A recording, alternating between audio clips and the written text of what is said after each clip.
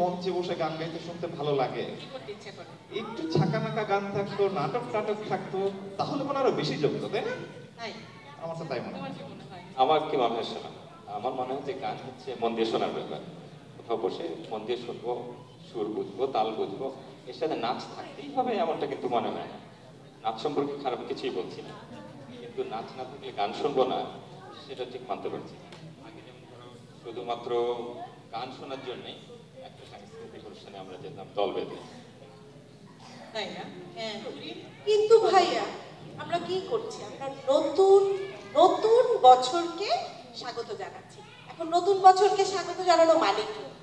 নব্য হালচাল, নতুন ধ্যান ধারণা, এই সব কিছুকে স্বাগত জানানোর একটা অংশই কিন্তু নতুন বছরকে স্বাগত জানানো।